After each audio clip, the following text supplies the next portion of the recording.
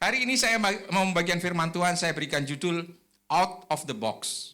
Tadi lagu-lagunya itu bagus sekali ya. Walaupun saya nggak lihat, tapi Tuhan itu sebenarnya bekerja. Saya nggak merasakan, Tuhan itu bekerja. Nah, itulah sesuatu yang kita perlu dalamin, Bapak Ibu. Waktu kita mengikut Tuhan, kadang-kadang sekitar kita, keadaan kita, atau apapun yang sedang mengelilingi kita, sepertinya Tuhan itu nggak bekerja. Di masa COVID ini, saya melihat banyak orang-orang, bahkan pemimpin-pemimpin juga mengalami suatu masa-masa sulit. Dan seringkali kalau kita tidak manage dengan baik, kita tidak mengerti bagaimana kita memanage dengan baik, itu akan menjadi sebuah luka dalam hidup kita, kecewa. Ya, kita merasakan Tuhan tidak bekerja dalam kehidupan kita. Dan akhirnya kita menjadi orang yang pesimis, takut, khawatir. Kami mengalami, saudara. Jadi jangan pikir kalau saya khotbah kami nggak mengalami. Masa-masa COVID itu 3 tahun kira-kira, itu masa-masa di mana Tuhan merubah banyak hal dalam kehidupan kami. Kami mengalami stres, kami mengalami malam-malam harus bangun berdoa. Jadi kalau kadang-kadang kalau tekanan datang tuh kadang-kadang bisa membuat kita tuh jadi lebih luar biasa. Artinya kita sebenarnya bisa bertumbuh lebih cepat. Kan keadaan memaksa kita untuk ke sana. Kami mengalami bagaimana setiap jam 3 malam kami terbangun. Kami berdoa. Ada satu gaya hidup yang baru yang akhirnya kami terbangun pada saat masa sulit. Sampai sekarang berlanjut, saudara. Tuhan merubah atau merestorasi hidup kita di masa-masa sulit. Ada kebiasaan-kebiasaan baru yang muncul di masa COVID karena tidak ada kerjaan, bisnis juga sedang tidak ada bisnis ya. Kami jadi ke pantai olahraga setiap pagi. Dan olahraga itu sampai hari ini badan kami jadi seperti kecanduan olahraga, saudara. Jogging di Pantai Sanur, di Renon. Setiap hari itu jadi gaya hidup sampai sekarang. Kalau kami tidak olahraga, kami harus olahraga. Setiap minggu paling enggak 3-5 kali kami olahraga. Kenapa tuh? Menjaga. Tadinya untuk menjaga imunnya. Karena COVID kan? Menjaga imun kan? Saudara tahu tahun 24 Desember tahun 2020 pada saat pertama kali COVID itu terjadi. Saya itu ngobrol sama jemaat, saudara. Ngobrol sama jemaat ini 3-4 jam. Dia nggak pakai masker, saya pakai masker, saudara. Karena dia waktu itu belum percaya ada COVID. Ya kan orang macam-macam kan. Ya nggak apa-apa, kita ketemu. 3 hari kemudian pada saat kami sedang refreshing, berlibur ke Amed sana, orang ini telepon saya, Pak, saya kena COVID nih, udah masuk rumah sakit. Berarti waktu Pak bicara sama kita itu bahwa sudah ada virusnya di situ. Jadi liburan itu kami pakai masker, gak berani ngobrol dekat-dekat, saudara. Akhirnya saya tuh di sana liburan beli vitamin, olahraga pagi, jalan terus menjaga 1-2 hari saya oke, 3 hari oke, 1 minggu oke, 1 bulan gak apa-apa, saudara. Wah, Tuhan lakukan itu. Karena ada oma di rumah kami. Oma itu umurnya 88 sekarang. Mama dari Bu Rina. Tinggal bersama dengan kami. Nah, Tuhan lindungi. Tapi kita melihat dari situ, kita melihat pentingnya daya tahan tubuh. Pentingnya kita berolahraga. Akhirnya sampai sekarang ada kebiasaan baru. Jadi hampir setiap hari kecuali minggu, hampir setiap hari itu kami olahraga. Setiap pagi. Kami luangkan waktu untuk itu. Kenapa? Karena betapa pentingnya kalau akhirnya kami belajar, kalau pagi itu kita masih bangun, itu anugerah terbesar. Kita bersyukur untuk nafas. Nafas hidup itu karya. Jadi kalau kita berpikir begitu, masalah-masalah kita ini istilahnya tidak ada apa-apanya. Kalau saudara punya masalah, kalau saudara diambil, saudara nggak akan punya masalah lagi. Ini lebih utama, saudara. Saudara bisa hidup setiap hari itu, nafas hidup itu lebih utama. Amin. Jadi setiap pagi saudara mengatakan, terima kasih Tuhan. Kau masih berikan saya nafas hidup hari ini. Bayangin Tuhan lupa hari itu. Bablas angin ini, saudara-saudara. Amin. Ya, kembali ke laptop sekarang. Out of the box. Ya, kita mau belajar hari ini bagaimana kita keluar dari lingkungan, saya bilang keadaan-keadaan kita, yang kita bisa terobos batasan-batasan itu. Sehingga kita bisa hidup dengan tidak dikungkung dengan hal-hal yang mengelilingi kita. Saya kata tadi banyak orang kecewa, banyak orang takut. Akhirnya juga terus sampai sekarang, karena banyak itu menimbulkan luka. Nah, kita perlu firman Tuhan ajarkan kepada kita untuk bagaimana kita bisa menerobos hal-hal yang seringkali menjadi batasan buat hidup kita. Karena itu bisa karena masa lalu, karena keadaan trauma-trauma di dalam hidup kita, yang terjadi dalam hidup kita. Kita akan belajar dari firman Tuhan di Yohanes 9 ayat 1 sampai 12. Baik, kita baca bersama-sama 1, 2, 3. Waktu Yesus sedang lewat, ia melihat seorang yang buta sejak lahirnya. Murid-muridnya bertanya kepadanya, "Rabi, siapa yang berbuat dosa? Orang ini sendiri atau orang tuanya? Sehingga ia dilahirkan buta." Jawab Yesus, "Bukan dia dan bukan juga orang tuanya.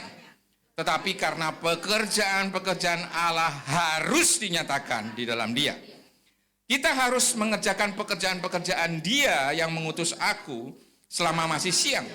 Akan datang malam di mana tidak ada seorang pun yang dapat bekerja. Selama aku di dalam dunia, akulah terang dunia." Setelah ia mengatakan semuanya itu, ia meludah ke tanah dan mengaduk ludahnya itu dengan tanah, lalu mengoleskannya pada mata orang buta tadi. Dan berkata kepadanya, "Pergilah, basuhlah dirimu dalam kolam Siloam." Siloam artinya yang diutus. Maka pergilah orang itu, ia membasuh dirinya, lalu kembali dengan matanya sudah melek. Tetapi tetangga-tetangganya dan mereka yang dahulu mengenalnya sebagai pengemis berkata, "Bukankah dia ini yang selalu mengemis?" Ada yang berkata, "Benar, dialah ini." Ada pula yang berkata, "Bukan, tetapi ia serupa dengan dia." Orang itu sendiri berkata, "Benar, akulah itu." Kata mereka kepadanya, "Bagaimana matamu menjadi melek?" Jawabnya, "Orang yang disebut Yesus itu mengaduk tanah, mengoleskannya pada mataku, dan berkata kepadaku, 'Pergilah ke Siloam dan basuhlah dirimu.' Lalu aku pergi dan setelah aku membasuh diriku, aku dapat melihat." Saudara, kisah ini dimulai dari sewaktu Yesus dan murid-muridnya berjalan dan ia melihat seorang buta yang sejak lahir.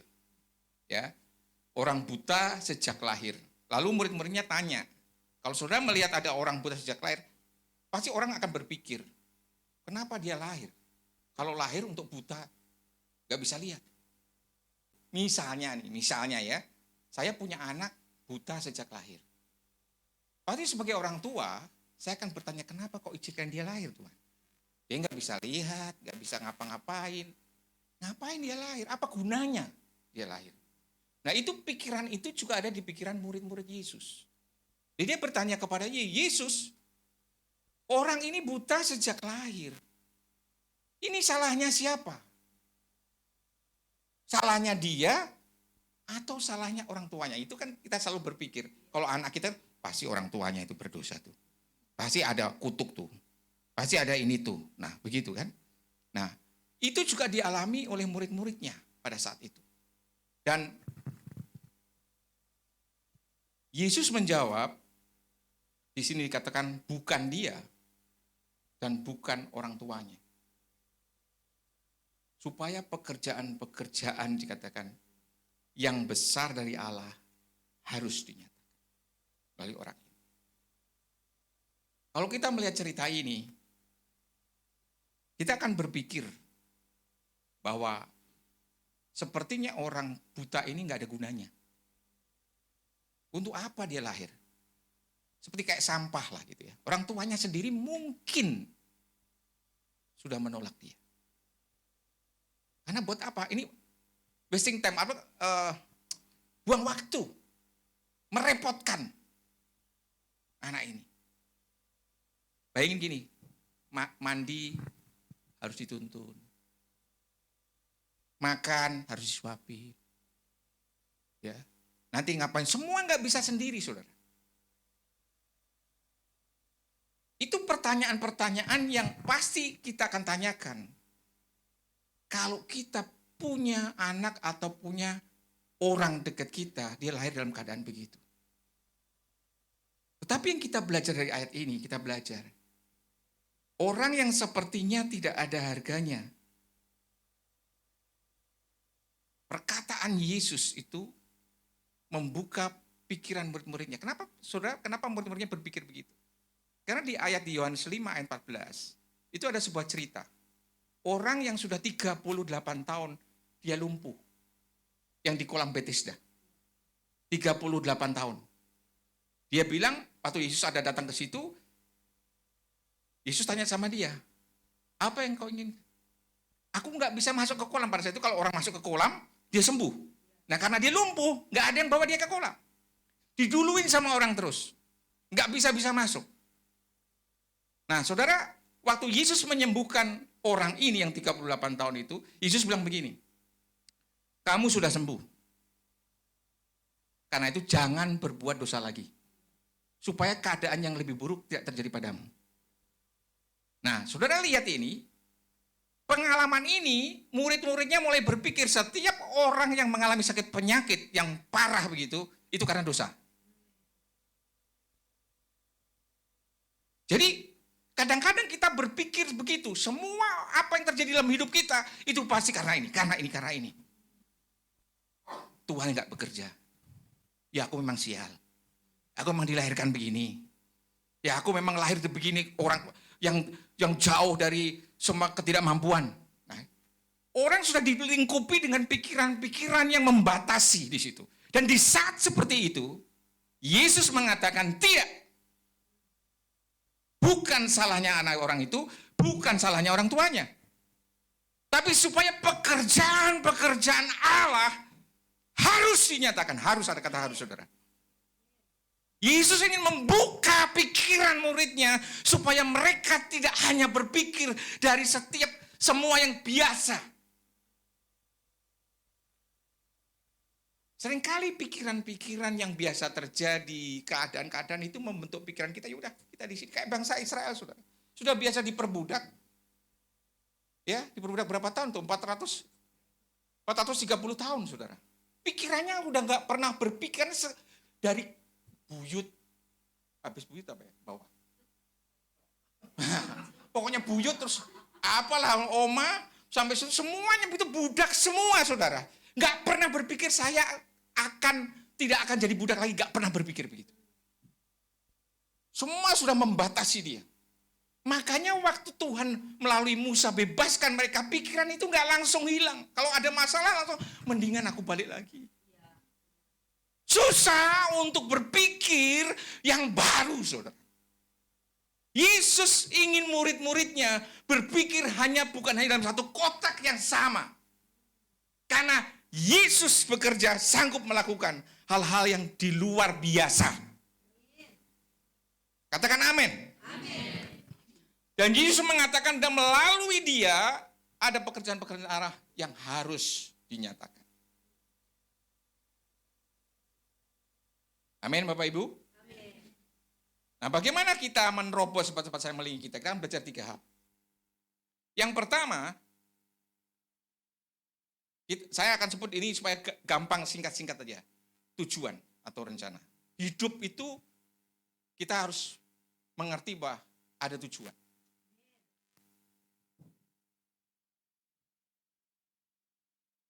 Yohanes 9 ayat 3 mengatakan jawab Yesus, bukan dia dan bukan juga orang tuanya, tetapi karena pekerjaan-pekerjaan Allah harus dinyatakan di dalam dia. Ini poinnya, saudara.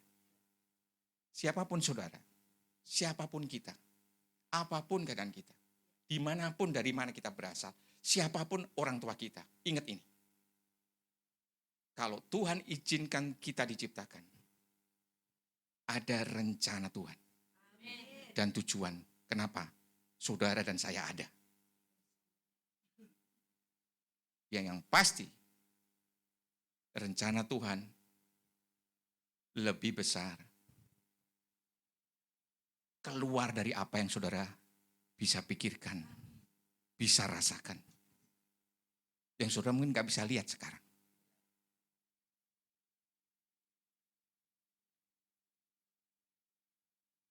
Allah, Tuhan, ini karena ini ya, urapan ya kan tadi. Sampai rubuh saudara. Jadi hati-hati nanti kalau sudah doakan rubuh semua ya. Ya, jadi kita perlu mempercayai hidup kita diciptakan karena ada tujuan rencananya Tuhan. Nggak mungkin saudara dan saya ada lahir di dunia ini, tiba-tiba kebablasan. Tuhan, aduh, Pak Awe kenapa lahir duluan? Aku belum punya rencana buat dia. Tidak mungkin, saudara. Kebablasan, saudara. Even saudara tidak diingini oleh orang tua saudara pada saudara lahir. Tapi kalau Tuhan izinkan saudara akhirnya lahir di dunia, apapun keadaan saudara, karena Tuhan punya rencana.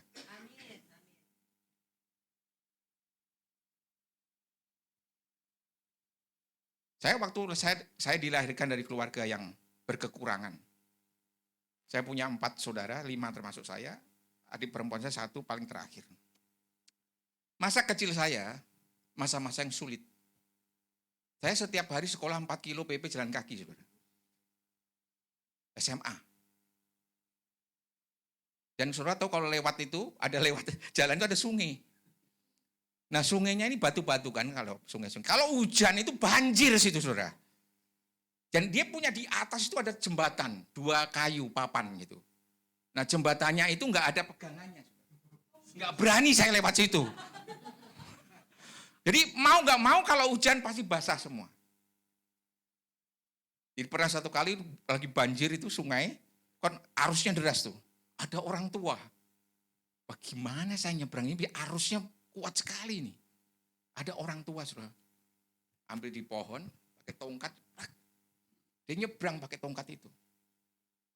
Tongkat, habis itu sampai seberang kan. Dilempar tuh tongkatnya ke saya. Terus saya pakai tongkat itu, saudara. Hampir aja saya kepleset. Kalau kepleset itu udah langsung. Jadi setiap hari itu yang 4 kilo PP.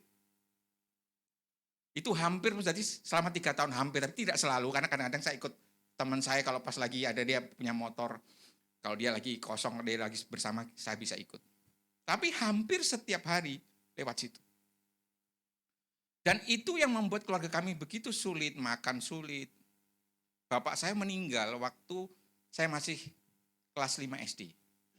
Kakak saya yang paling besar kelas 3 SMP, kecelakaan mobil, saudara.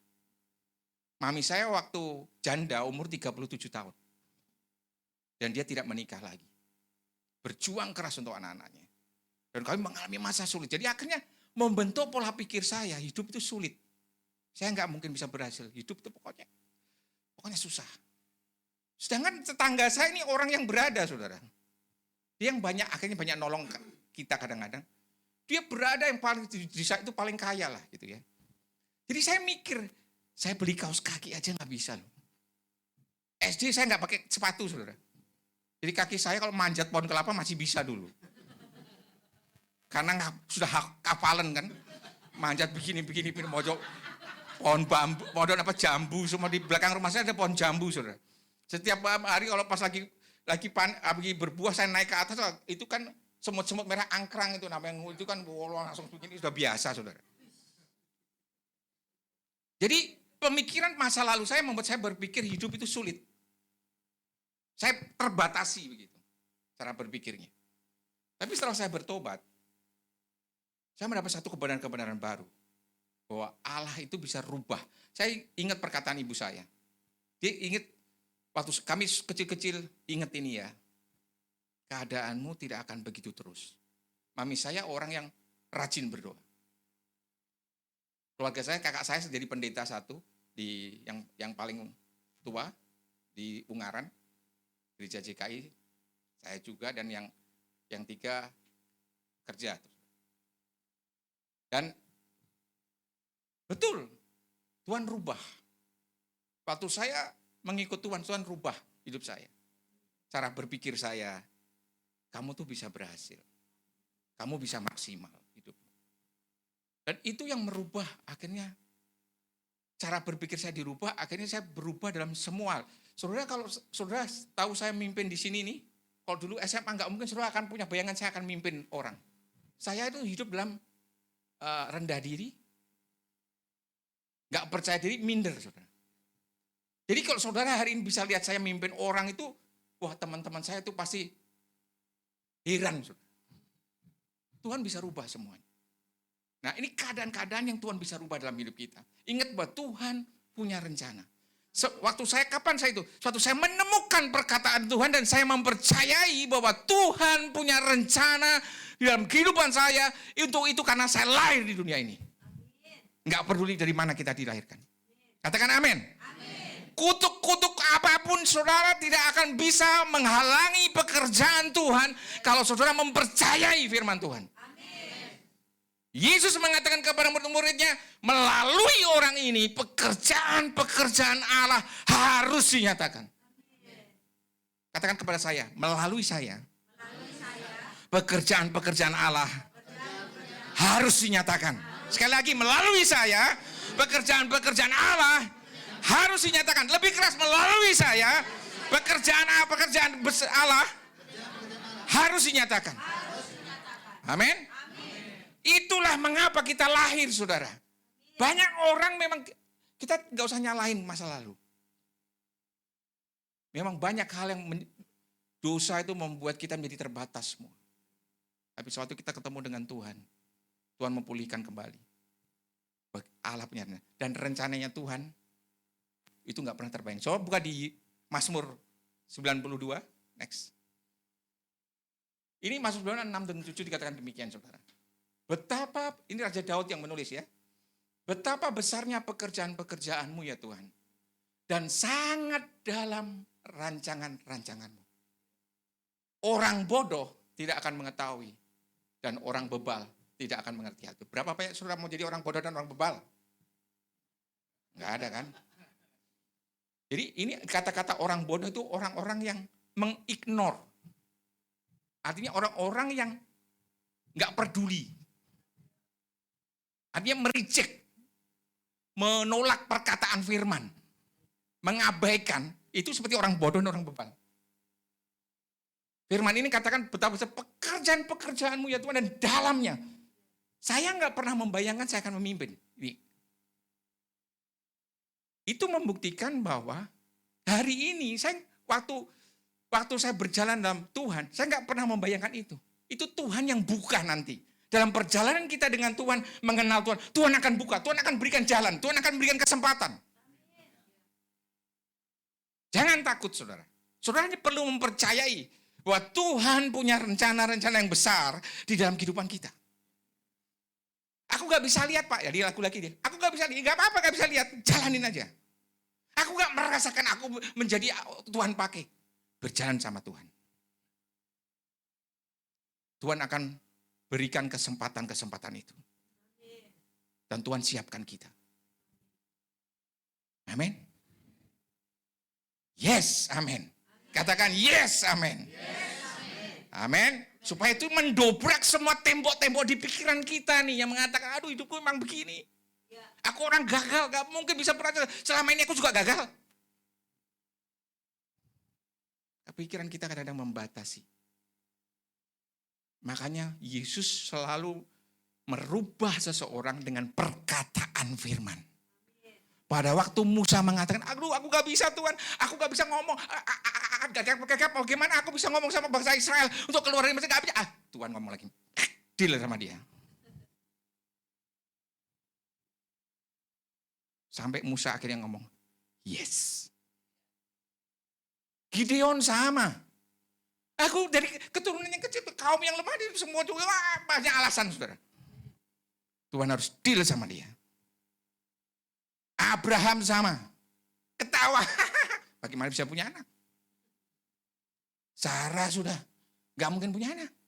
Gimana Tuhan? Ketawa mereka. Gemes tuh. Kayak sini. Ini lihat nih. Coba lihat itu bintang-bintang. Hitung. Gak bisa dihitung. Itulah keturunanmu nanti. Pantai Kuta. Lihat. Itu pasir-pasir tuh. Coba hitung. Wow, gak hitung. Itu keturunanmu seperti itu. Apakah Abraham sudah punya anak? Belum. Mulai dari perkataan firman yang harus Abraham pegang dan percayai dan hidupi. Itu sampai sana. Terima kasih Pak. Amin. Allah punya rencana. Yang kedua, Metode, saudara. Atau cara. Kadang-kadang kita membatasi Tuhan dengan, tapi dulu pengalaman kita dengan Tuhan katanya caranya begini. Tuhan punya banyak cara. Waktu Tuhan lihat itu orang buta, berani nggak saudara tiba-tiba, misalnya nih Pak Awe buta, saya ngeludahin.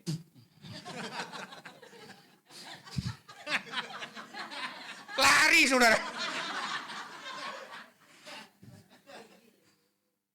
Sebelum ditempel lari, ngapain lari?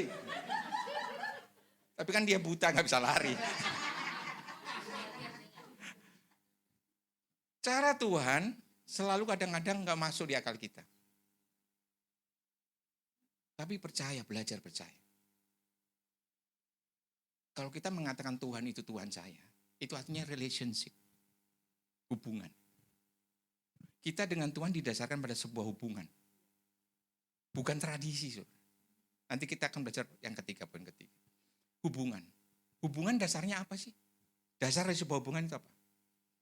Kepercayaan. Motif dari sebuah hubungan adalah kasih. Kita nggak bisa ketemu membangun hubungan lebih dekat tanpa kepercayaan. Saudara. Tapi kepercayaan itu kadang-kadang berisiko. Ingat waktu Allah menciptakan Adam dan Hawa, perkataan firman pertama kali kata yang diberikan kepada Adam dan Hawa adalah boleh. Semua yang ada di taman ini boleh kamu makan. Tetapi ada satu pohon yang di sana, jangan. Jadi perkataan Allah pertama bukan jangan, boleh. Artinya apa? Kata-kata boleh itu mengandung sebuah kepercayaan. Berisiko nggak akhirnya? Berisiko. Adam dan Hawa melanggar. Kepercayaan kadang-kadang berisiko. Kalau saya percaya kepada Tuhan, saya harus berani ambil risiko, saudara. Jangan aduh, nanti gimana? Ya, kalau nggak berani, mana namanya kepercayaan? Waktu saya membangun hubungan dengan seseorang, berisiko nggak? Berisiko. Kalau saya takut risiko itu, nggak usah hubungan.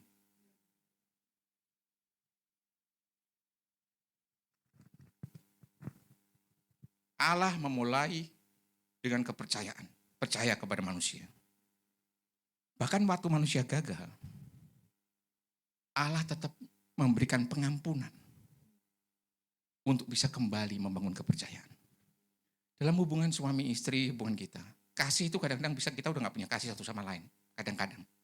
Kepercayaan kita juga sudah hampir. Kami lagi sedang melayani orang yang sedang mengalami itu. Suami istri.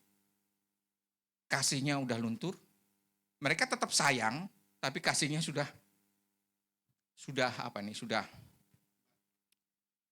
ini Pak, sudah hambar. Hambar. Pak Awe luar biasa loh hambar.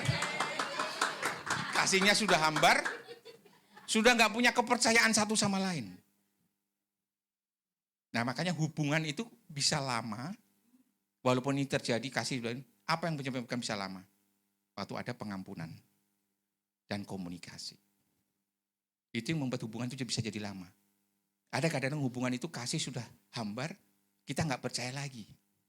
Apa yang membuat hubungan itu tetap jalan? Waktu ada pengampunan dan komunikasi. Allah mengampuni manusia. Itu jalan supaya apa? Kepercayaan itu kembali. Dan berkomunikasi. Makanya kita perlu baca firman, berdoa setiap hari. Itu akan membuat firman, perkataannya itu muncul terus. Lama-lama kita dikuatkan. Lama-lama kita membangun kepercayaan kepada Tuhan. Metode atau cara yang Tuhan pakai bermacam-macam. Jangan batasi Tuhan, biasanya dia begini. Jadi kita jadi pakai pikiran kita sendiri gitu. Biasanya dia begitu, misalnya kita punya masalah dengan pasangan kita. Percaya nggak Tuhan bisa melakukan perkara-perkara yang ajaib? Kita punya masalah dalam bisnis, kita punya masalah dalam keluarga, kita punya masalah apa saja. Percaya nggak Tuhan bisa bekerja? Seringkali dalam hubungan itu yang tinggal adalah kita bisa percaya ini, membangun kepercayaan. Di dalam Alkitab, kata percaya ini ada 3. 1, percaya yang sifatnya, ya percaya, orang iblis percaya Yesus itu adalah Tuhan, dia percaya. Tapi dia gemetar katanya, enggak, dia berseberangan dengan Yesus. Tapi dia percaya Yesus adalah Tuhan. Ada orang, aku percaya saudara Tuhan, tapi nggak ngikutin. Nggak mau ikut. Kedua, tingkat kepercayaan kedua adalah tingkat di mana orang itu sudah menjadikan kepercayaan itu menjadi keyakinan. Pada saat saya terima Yesus, saya baru ketemu Yesus. Diberitakan tentang Yesus, lalu saya tergerak. Hati saya, wah, hidup saya berdosa, saya mau dipulihkan. Saya mulai ada keyakinan di situ. Lalu saya mengambil keputusan, saya mau terima Yesus. Itu kepercayaan level kedua. Yang ketiga, kepercayaan yang secara terus-menerus. Apapun yang terjadi, saya tetap percaya. Saya katakan mengandung risiko. Kadang-kadang doa saya belum dijawab, saya tetap percaya. Keadaan sulit terjadi, saya tetap percaya. Apa pegangannya? Firman Tuhan. Apa pegangannya? Perkataan Tuhan. Tetap percaya terus sampai itu terjadi. Iman itu bukan percayaan satu kali, saudara. Iman adalah percayaan yang terus-menerus yang kita bangun sampai dijawab. Sampai itu terjadi. Itu iman. Ibrani 11:6 mengatakan, tanpa iman, orang tidak berkenan kepada Allah. Karena barang siapa dia percaya kepada Allah, dia harus percaya Allah itu ada. Dan Allah memberikan upah. Jadi iman kita nggak pernah sia-sia, saudara. Asal kita bisa percaya terus-menerus. Tuhan punya banyak cara. Kami di Jimbaran waktu COVID, kecilin aja dikit, nggak apa-apa. COVID, kita ketemu pemimpin, ada banyak orang-orang yang terdampak dari COVID itu, jobless, nggak punya pekerjaan. Kami putuskan untuk ada lumbung. Lumbung ini ditujukan kepada jemaat dan orang-orang yang terhubung dengan jemaat. Untuk mereka bisa punya sembako, makan dan semuanya. Mereka bisa punya. Dan saudara tahu, sampai dari awal COVID sampai COVID sudah selesai lewat. Nggak pernah kita kekurangan. Semua berjalan terus. Padahal kita semua lagi ngalamin itu, nggak ada kerjaan, banyak yang jobless. Kami juga sudah hampir 6 tahun, kami support sebuah yayasan. Ada seorang ibu yang dia itu luar biasa. Dia panggilannya adalah anak-anak yang ditolak sama orang tuanya.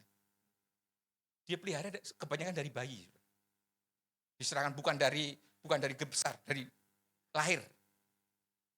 Menghidupi kira-kira 13 orang anak. Waktu kami ketemu dengan ibu ini, kami harus support. Itu sudah hampir 7 tahun sekarang, 6-7 tahun. Sekarang, anak-anak semua panti asuhan itu datang gereja dan dimuridkan. Sesuatu hal yang dalam keadaan sulit. Tapi Tuhan bisa melakukan hal yang luar biasa. Saya lupa foto-fotonya. Sekarang ada yang sudah remaja, sudah mau kuliah, sudah kuliah ada. Dan jadi kami punya satu connecting dengan ibu ini untuk anak-anaknya itu beribadah di kami dan dimuridkan, saudara. Banyak hal yang Tuhan bisa lakukan. Melalui gereja ini, melalui saudara. Jangan dibatasi oleh apapun yang membuat kita terbatas. Tuhan punya banyak metode dan cara di mana dia bisa melakukan sesuatu yang saudara nggak pernah bayangkan. Amin. Kami pribadi mengalami banyak dari COVID. Masa-masa di mana masa yang sulit itu. Di situ kami justru melihat tangan Tuhan bekerja. Dan nggak pernah kami bayangkan sebelumnya. Dan saya sendiri pribadi mengatakan, Tuhan, saya gembala. Saya mau belajar jadi contoh. Dalam keadaan sulit ini. Saya setiap malam berdoa jam 4 sama Bu Rina. Supaya kami jadi saat sulit itu, kami berdoa. Berikan kami pengalaman dengan Kau. Supaya kami bisa cerita. Dan itu bisa dikirim dari mana, dari luar negeri, dari mana orang untuk memberkati. Dalam arti untuk bisnis bisa tetap jalan. Dan itu pengalaman yang menjadikan kami harus membangun kepercayaan. Selalu akan ada masa sulit, saudara. Selalu akan ada. Jangan pernah berdoa, Tuhan lalukan saya dari masalah? Tuhan gak bakal jawab. Amin. Tuhan yang bisa memberikan kita untuk punya pengalaman pribadi dengan Dia.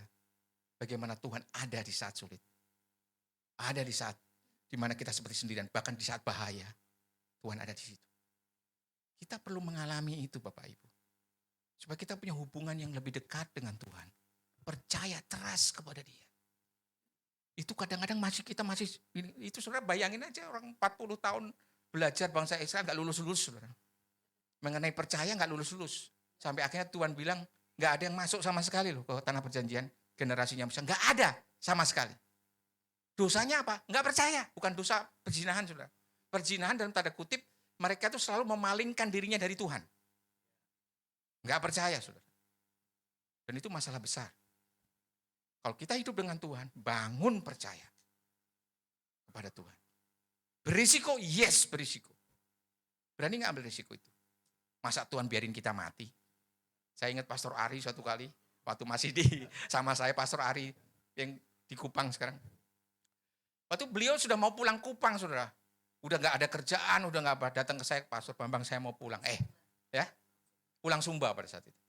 Saya katakan, Pastor Ari, kenapa harus begitu? Masa Tuhan biarin kita mati? Mati, masa Tuhan bertanggung jawab kalau kita mati gak makan? Tuhan yang bertanggung jawab, masa kita mati gara-gara gak makan?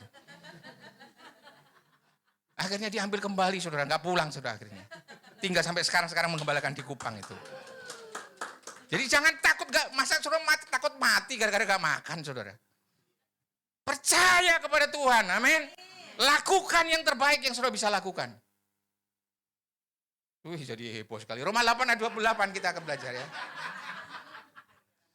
Kita tahu sekarang bahwa Allah turut bekerja dalam segala sesuatu untuk mendatangkan kebaikan bagi mereka yang mengasihi Dia, yaitu mereka yang terapang. Saudara, kata-kata Allah bekerja, turut bekerja dalam segala sesuatu untuk mendatangkan kebaikan. Itu sebenarnya kata aslinya adalah seperti kalau kita datang ke dokter.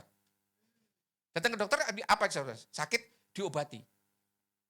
Obat, dikasih obat kan? Obat itu mengobati sakit kita. Jadi waktu keadaan buruk, segala sesuatu terjadi dalam hidup kita, Tuhan sebenarnya itu sedang kerja. Di belakangnya sedang kerja. Kenapa kerjanya? Ada hal-hal yang perlu dipulihkan dalam hidup kita.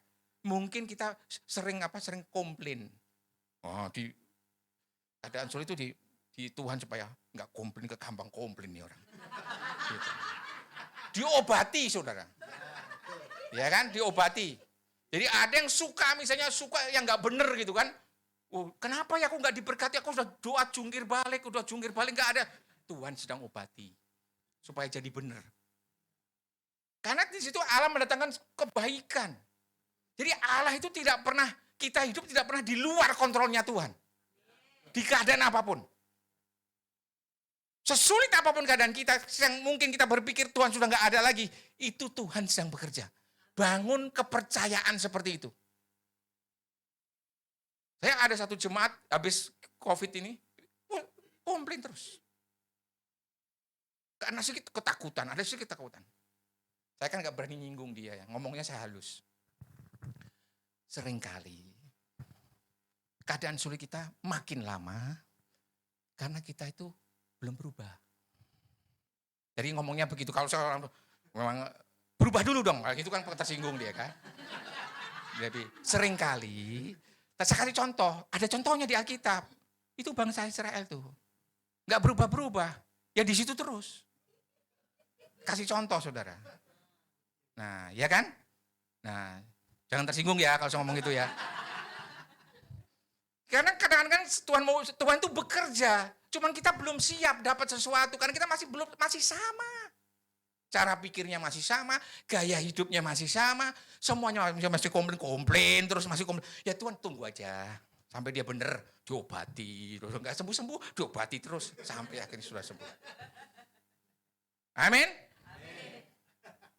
Yang pertama apa tadi untuk kita tujuan. Ingat Tuhan punya rencana tujuan dalam hidup. Itu yang saudara dan saya harus yakini. Cara Tuhan beda-beda, metodenya. Percaya Tuhan sedang bekerja walaupun apapun keadaan saudara. Ya, yang ketiga, berani menerobos tradisi. Yohanes 9 ayat 7, dan berkata kepadanya, pergilah basuhlah dirimu. Ini berapa lama lagi? Dalam Siloam artinya yang diutus.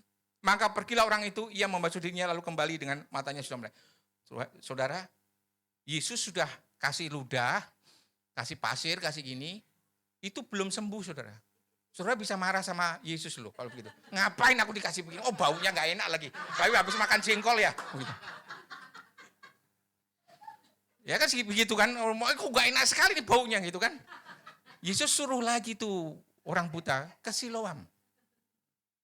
Siloam artinya yang diutus.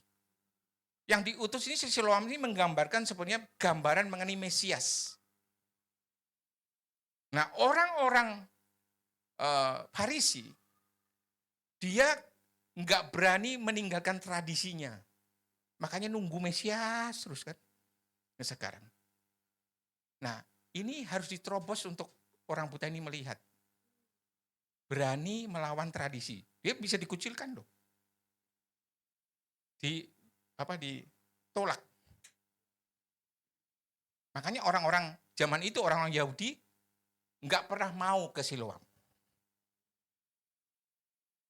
Karena menurut dia pegang tradisi-tradisi. Saudara kalau lihat baca ceritanya ini, ayat ini kemudian, itu proses kesembuhan ini di hari Sabat, saudara. Orang-orang Yahudi, orang Farisi semua marah sama Yesus. Menganggap ini kuasa dari mana ini? Itu orang berdosa itu, Yesus orang berdosa. Semua komplain, saudara. Nah, si orang buta ini taat kepada apa yang Yesus katakan, Siloam. Dan dia pergi, Siloam. Setelah dari Siloam, di kolam Siloam itu, dia balik sembuh.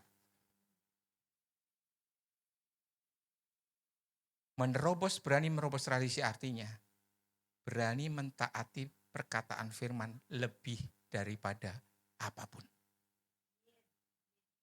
Saudara mungkin kita punya tradisi, saya dulu dilahirkan dari keluarga Kristen. Tradisi saudara, Kristen tradisi artinya saya dididik untuk dari sekolah minggu itu harus ke gereja. Kalau nggak gereja saudara, saya kadang-kadang pura tidur kok ngantuk. Ambil ember, ibu saya ambil ember, siram, saudara. Ayo sana pergi. Saya dibesarkan begitu, akhirnya saya pelayanan juga di gereja itu, saya aktif di pemuda, tapi hidup saya masih hidup dalam dosa. Saya belum bertobat. Tapi saya aktif loh saudara, di gereja. Saya hidup dalam sebuah tradisi. Kadang-kadang saya berpikir begini, kalau misalnya saya dilahirkan bukan di keluarga Kristen, apakah saya ke gereja? Belum tentu saudara. Itu pikiran mulai timbul dalam pikiran saya. Kalau misalnya orang tua saya bukan Kristen, apakah saya ke gereja? Jadi saya ke gereja kenapa saudara? Karena sebuah tradisi, orang tua saya sudah Kristen. Itu membuat saya bisa aktif di gereja, bisa. Tapi saya tetap ngelawan orang tua, saya tetap hidup dalam dosa. Tradisi-tradisi itu kadang-kadang yang menjadi halangan buat kita. Saudara, Yesus itu musuhnya bukan iblis sebenarnya. Musuhnya orang-orang Farisi itu, saudara. Yang menghalangi pekerjaan-pekerjaan Tuhan. Kadang-kadang mereka merasa saya sudah hafal nih agama-agama, saya sudah tahu ayat, sudah tahu firman, sudah tahu apa. Ada sekolah teologi ya di sini? maaf. Saya sekolah teologi ya, saudara. Saya sekolah teologi. Kadang-kadang sekolah teologi membuat kita tuh waduh banyak pengetahuan, jadi waduh mulai menghakimi, salah. Nih, salah. Ini salah. Semua salah. Saudara, orang Farisi itu orang-orang yang imam-imam itu yang pinter hafal ayat semua itu, saudara, Taurat. Itu yang menjadi penghalang buat Yesus bisa bekerja. Saya tidak inginkan sekolah teologi. Saya sekolah teologi sekarang. Tetapi kita harus bisa pakai dengan benar. Kalau sekolah teologi itu pengetahuan kita dapat sejarah mengenai itu harusnya melengkapi kita. Melengkapi, bukan malah justru kita jadi menghakimi. Karena tidak ada orang sempurna. Semakin saudara belajar teologi, semakin saudara menghargai orang lain. Karena teologi orang bisa beda-beda. Selama orang itu tidak menyimpang dari firman. Ya kan? Jadi, menerobos tradisi artinya kita perlu menerobos hal-hal yang katakan yang sudah terbangun bertahun-tahun, sehingga membuat kita itu tidak lagi mentaati firman lebih daripada tradisi. Amin. Makanya kalau saudara lihat, ada siapa tadi pemimpin pujian? Cindy. Wah, kita, saudara harus harus ketuhan. Jadi jangan, si saya nggak pernah diajarin nih, gini-gini aja, atau nonton. Saudara bisa rasakan. Saya dilahirkan dari seperti itu. Tapi saya tahu ekspresi dalam sebuah hubungan itu penting. Ya, jadi saudara kalau punya suami istri, Pak makan yuk. Kita berangkat ya. Kita yuk kita Pak main nonton. Gitu langsung. Enggak ada ekspresi saudara. Mau nggak saudara punya hubungan seperti itu? Ya kan, saudara nggak mau seperti itu. Artinya saya juga perlu waktu, tetapi kita perlu belajar. Sampai akhirnya kita memahami kenapa kita lakukan itu. Jadi jangan ikut-ikutan. Harus melakukan. Jadi 3 hal ini yang kita belajar, yaitu bagaimana kita bisa menerobos atau hidup di luar keterbatasan kita. Yang pertama adalah Tuhan punya rencana tujuan dalam hidup saudara. Kedua, metode yang Tuhan pakai, percaya aja. Walaupun percaya itu berisiko. Kalau Tuhan belum jawab, tetap saya percaya.